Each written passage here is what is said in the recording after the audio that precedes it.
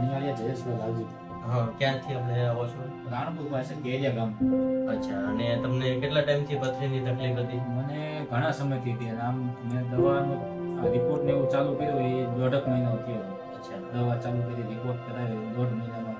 આમ તમને પહેલા શું તકલીફ થઈ તો તમને એવું લાગ્યું કે આપણે રિપોર્ટ કરાવવો પડશે ને?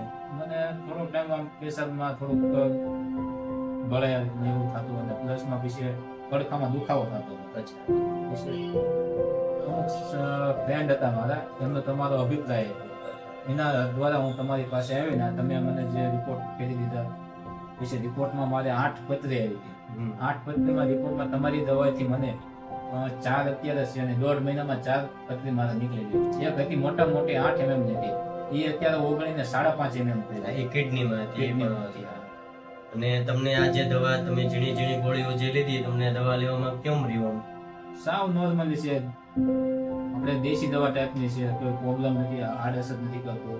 અત્યારે હાલ તમે કોઈ પણ કામ કરો તો તમને કઈ તકલીફ કે એવું નહીં, કંઈ? કોઈ વસ્તુ તકલીફ નથી.